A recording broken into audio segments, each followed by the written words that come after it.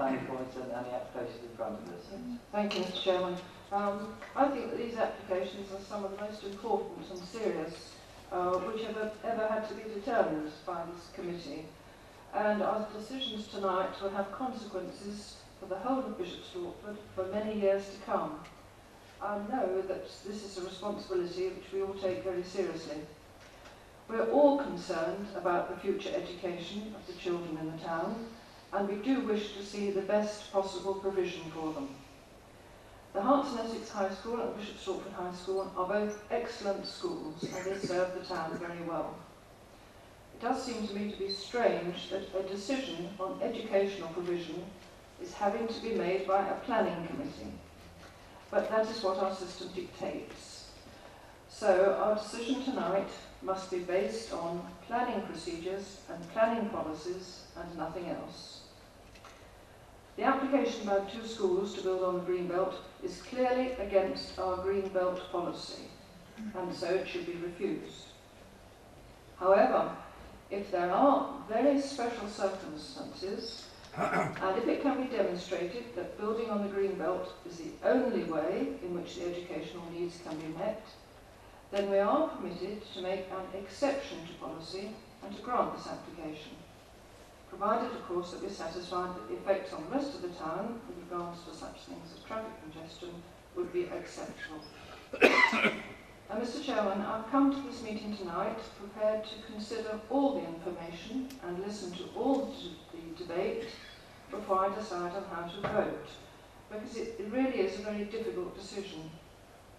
I've read the officers' reports carefully, and I have received a great many emails and letters from the schools, from individuals, and from various community groups. And the size of the communication and correspondence does indicate how seriously so many people in our town take this matter. I'd like to thank all these people for taking the time and trouble to communicate their concern and thoughts, and I'd also like to thank everyone who has spoken tonight, both for and against. Now, we have a very difficult decision to make tonight, and it seems to me that the big question which we must answer is, have the schools demonstrated that there really are very special circumstances which would entitle us to go against policy and grant permission tonight? Have the schools answered the following questions? 1. Is there really a shortage of school places now and in the foreseeable future?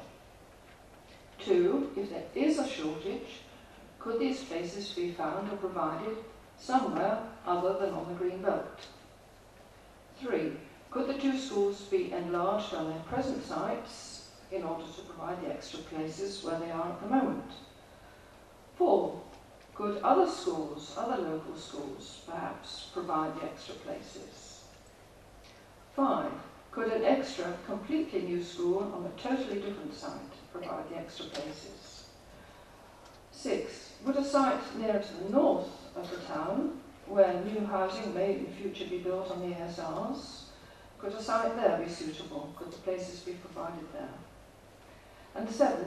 How would the problems of extra traffic congestion in the south of the town be overcome if we were to grant permission for the south of Whittington Way site?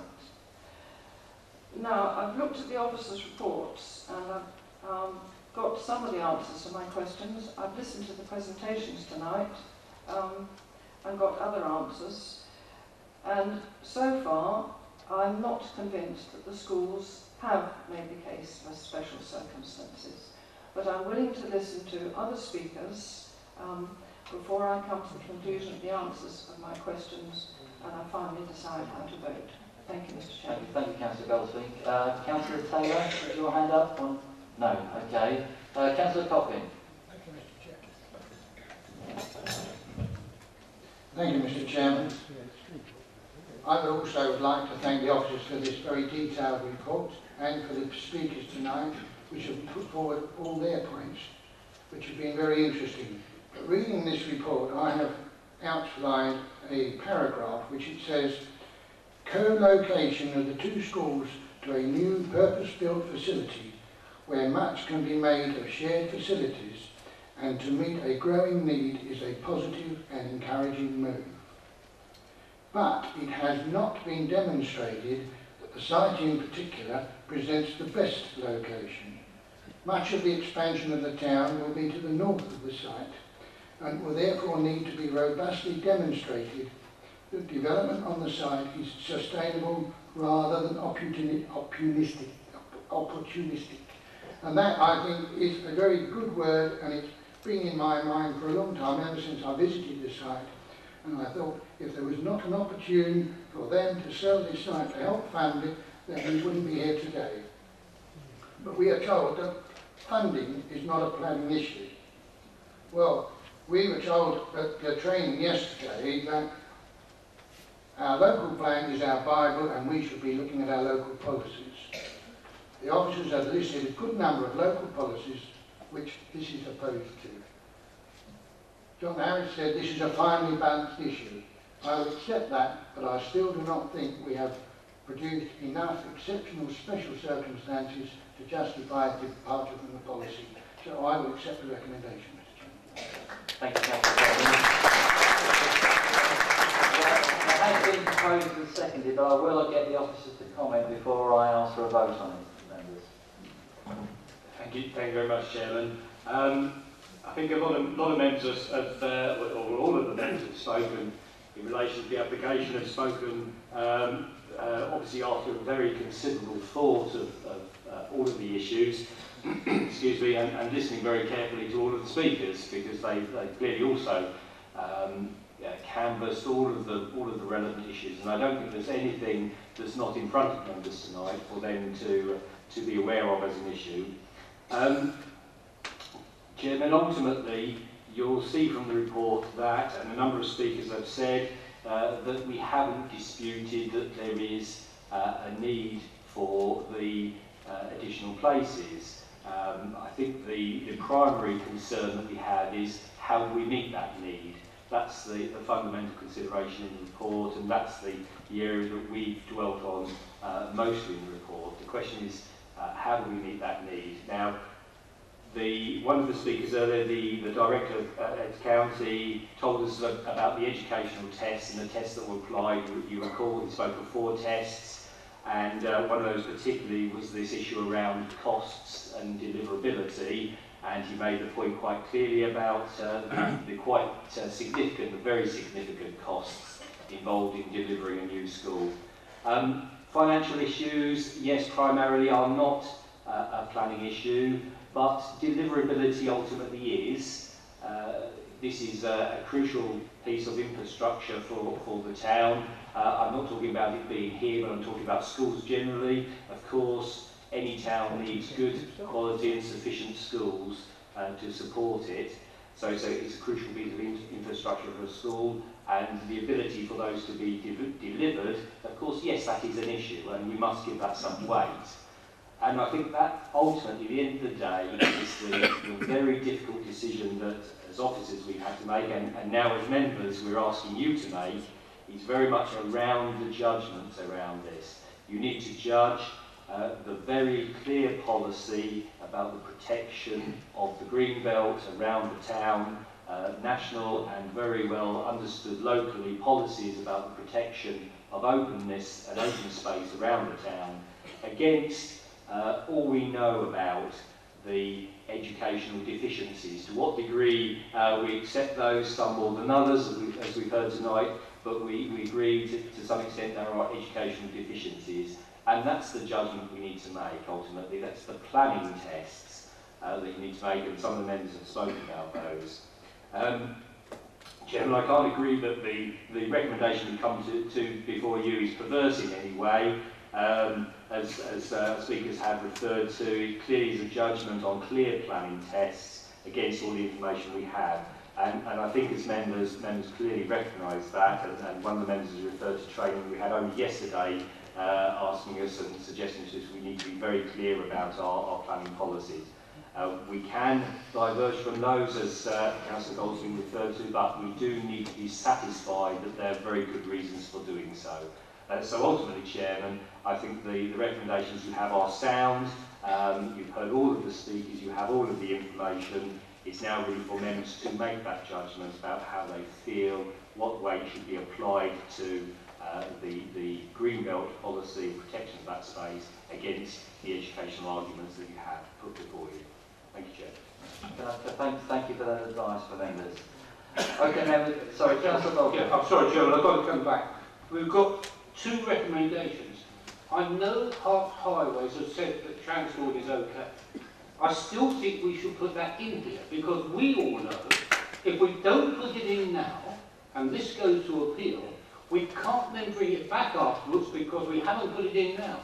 Yeah. I'm not trying to catch anybody out, but it has been proposed and seconded that we... Well, I would ask proposed to put transport in there because you know as well as I do that when it goes to appeal, they come back and say, you didn't complain about that last time, why are you complaining now? I think you should put it in. Yeah, but the trouble is we are not highways experts, and highways experts have commented on the application. I still think we should put it in, Chair. Councillor Gilbert.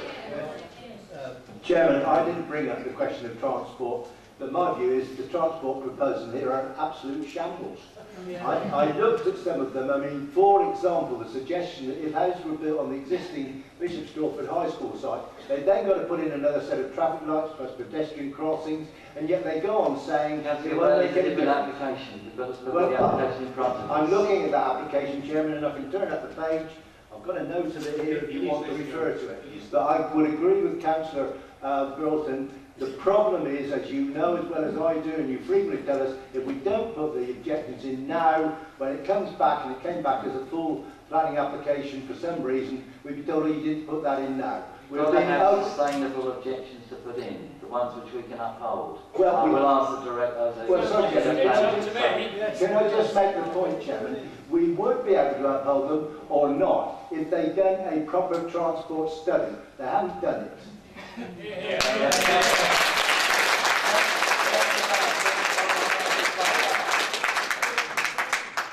Thank you, Mr. Chairman. Yes, in relation to traffic congestion, if you look at page 47 on our report, paragraph 7.41, the Highways Officer does, however, comment that future traffic growth scenarios predict queues northbound along London Road with the Pig Lane Junction could be up to 108 vehicles, rising to 121 with the addition of the schools, although this is without interventions.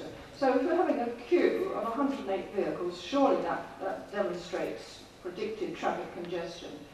And then if you look on page 48, paragraph 7.48, 7.47, in the middle of that paragraph, the Highways Authority accepts that the relocation of the schools to Whittington Way will undoubtedly increase traffic flows around this area, and that free flow conditions along the London Road will be unlikely. So they are admitting there will be gridlock there will be standstill traffic, there will be queues of up to 108. So if they are admitting this, surely this is a valid reason for us to object to this proposal. Taylor.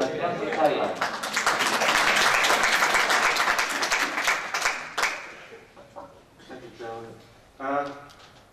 I would like to draw members' attention to the fact that only today a report was published indicating that the roads in Hertfordshire and Essex, including this area, are the most congested in the country. There's only one area in London, namely London, that's worse, and the particular road there is only slightly worse than some of the roads in this immediate area. Thank you. So the advice I'm getting is that we've actually got to specify which particular roads and junctions that we are unhappy about to put in with our recommendations for refusal.